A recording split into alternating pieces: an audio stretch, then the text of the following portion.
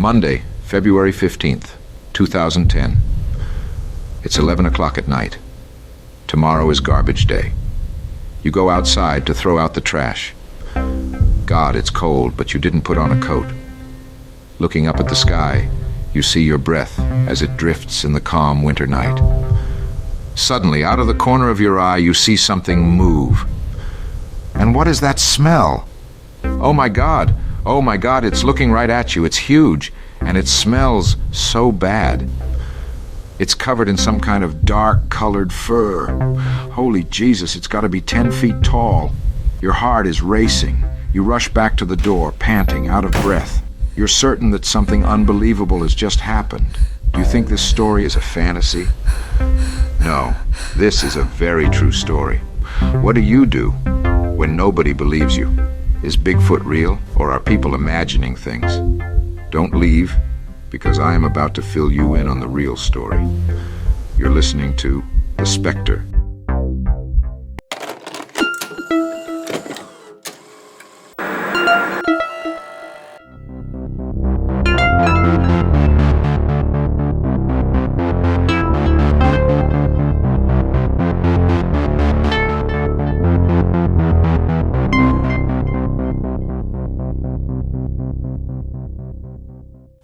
In the thick, dense forests of the northwestern United States and regions of Canada, an elusive, secretive creature has been reported for thousands of years. But it isn't only the United States where creatures like this have been seen. From Asia to Australia to Europe to North America, people have reported, seen, and at times believe they have interacted with an unknown creature which appears to be some kind of ape-human hybrid. Although in the United States the creature is famous for its oversized feet, this is only one of several unique things about it. This creature walks upright like a human, but can be as much as 50% taller than the average human male. It is covered in thick fur which varies in color from red to black, brown, white, or even blonde. Depending upon what continent they are seen on, they can be either gentle and elusive or violent and destructive. People who have encountered them report a very strong and repulsive odor, similar to a skunk or a wolverine. Footprints have been found, hair samples, nests. Audio recordings exist that purport to be of unusual noises they make in their forest homes, knocking loudly on trees, grunting, yelling, whooping, growling, and something that seems to be a form of verbal communication. They talk. The existence of this creature is fiercely debated between those who believe and those who do not. But what is true and what is false? Perhaps this is not as simple as a binary choice. Very few things in life are black and white. There is often a lot of gray area, especially when it comes to the unexplained. But there are at least two sides. Only you can decide which one is right. The first thing we'll do is listen to audio recordings made of forest sounds by Bigfoot hunters. The first recording was made June 14, 1971, in the High Sierra Mountains of Nevada. The sounds are truly disturbing, to say the least. Do not listen to this if you're alone.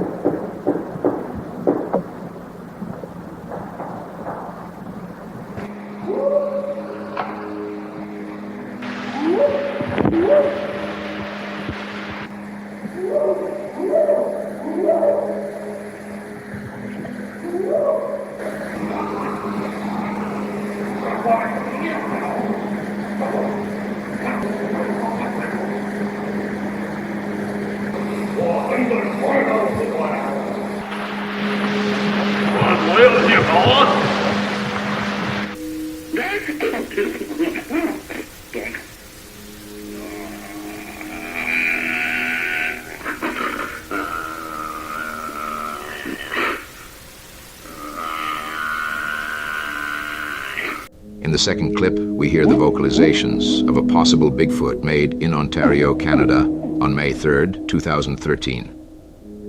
The similarities to the first clip is quite striking. Are these recordings authentic? You be the judge.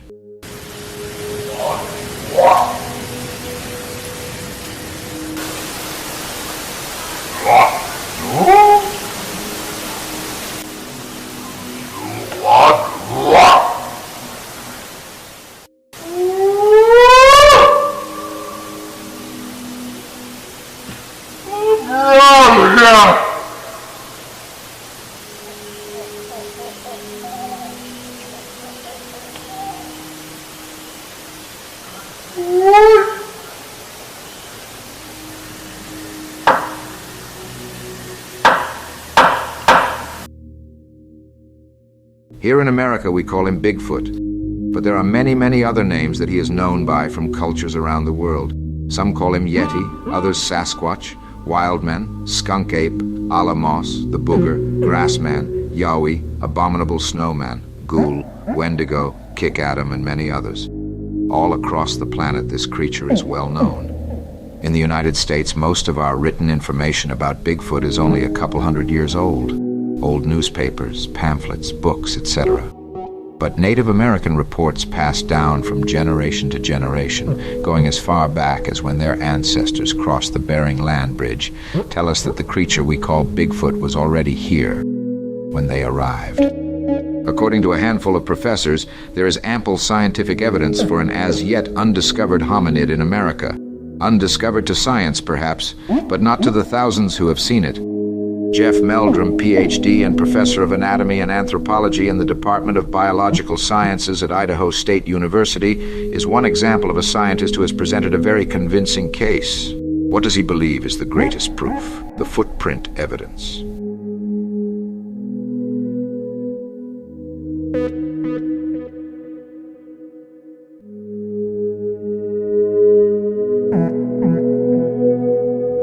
Oh, of course, there are hoaxes, but they are not as common as people think. In America, the states where Bigfoot is seen most often are Washington, Oregon, California, Florida, West Virginia, Ohio, and Michigan. But they are seen on every continent on the planet.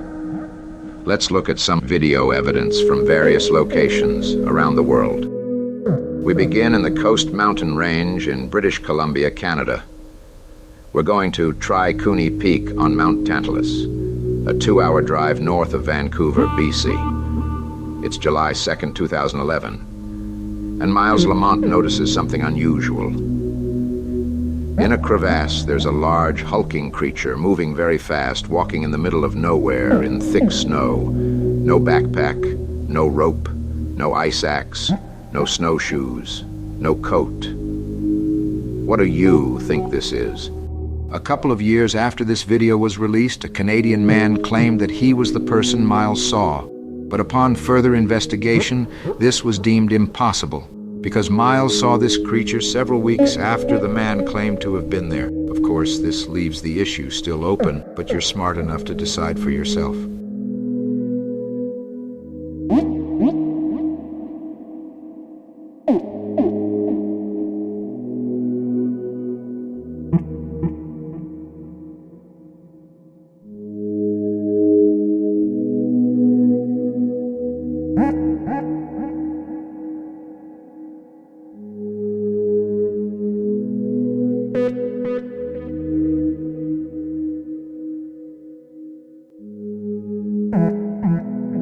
Let's head south to the Blue Mountains of Oregon, near the Washington-Oregon border in Wallowa, Oregon. We're in the Umatilla National Forest at Deduck Spring at the Deduck Trailhead. We're approximately 26 miles southeast of Walla Walla, Washington, and it's August 20th, 1992. Here, Paul Freeman captures what many experts and Bigfoot hunters consider to be one of the best videos ever taken of the creature.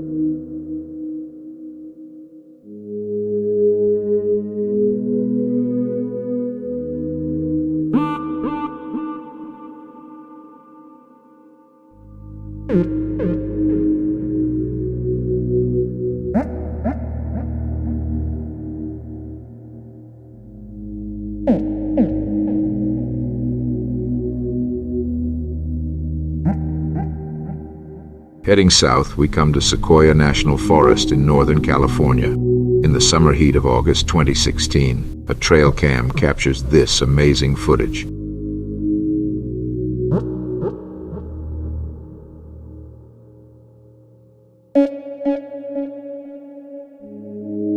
We're going across the Pacific Ocean now and stop first in China. On December 20, 2015, Yu Jun sets up a trail cam to film some tigers he's seen in the area. But instead of tigers, he captures a portion of a creature that the locals call Ye Ren. The animal stands upright with hair hanging from its armpits. Upon going back to the site, Yu found several pieces of hair that resembled human hair. Locals had claimed to have seen Ye Ren on that hill. On investigation, well over a dozen very large nests were found, also containing hair. These hairs are red in color and have no resemblance to the hair or fur of any local animal. With the help of Chinese scientists, they conducted testing on the mitochondrial DNA. It was found to have no match in the animal kingdom. The closest thing they could find to match it: human hair. But it isn't human. What sort of giant creature has fur genetically similar to human hair? Let's jump down under to Australia for some footage of the Yowie. On March 29, 2014, Jason Heel and Jason Dunn post a video called The Morning Visitor. Is it real? You get to decide.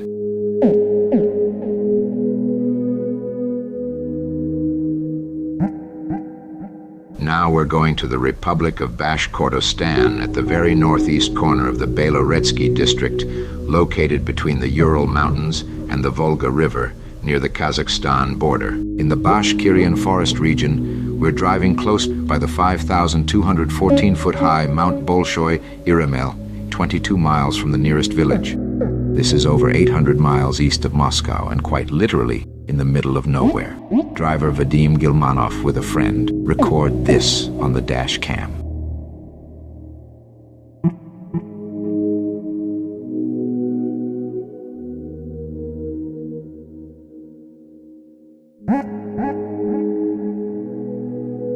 Strangely enough, Russian President Vladimir Putin in that same year and in that same region said he saw 3 Yeti together: a father, a mother, and a child.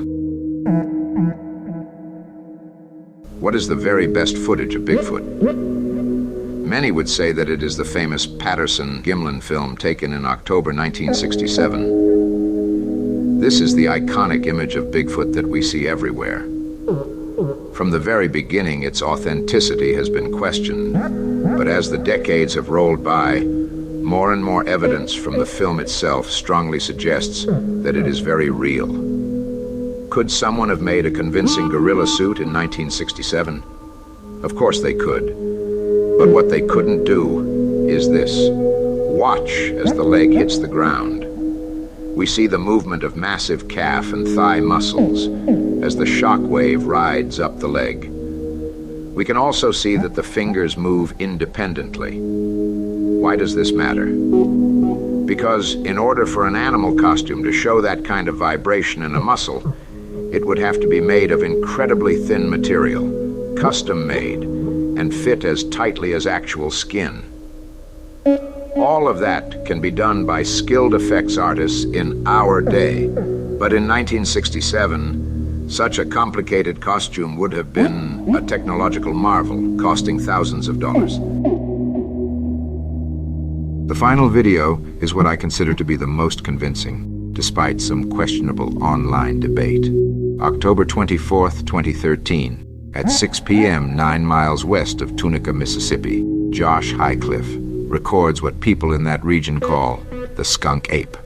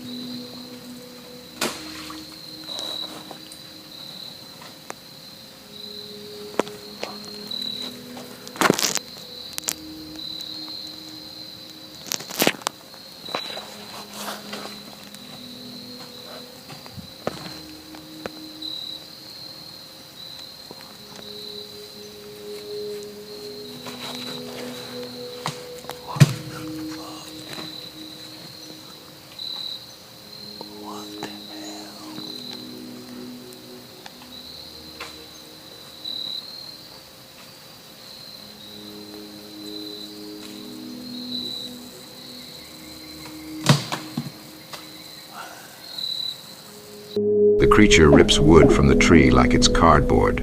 The back muscles of the creature are clearly seen. The simian behavior is easily notable. The video is sharp and clear, and that sound of ripping the tree apart, it's so crisp you feel like you're standing there. I believe it's authentic, but the real question is, do you? At the beginning of this video, I promised you the real story. At what point does anecdotal evidence count as valid, even if there isn't any published scientific data? Does it require one person, 1,000, 1,000,000? At some point, we have to suspend disbelief. That is the real story. The Intelligence Briefing video series continues with Video 2, UFOs and UAPs. Tap the video to watch. If you believe Bigfoot is real, tap that subscribe button and like this video. If you believe it is fake, leave a comment and I'll reply. Who am I, you ask? I am the Spekter.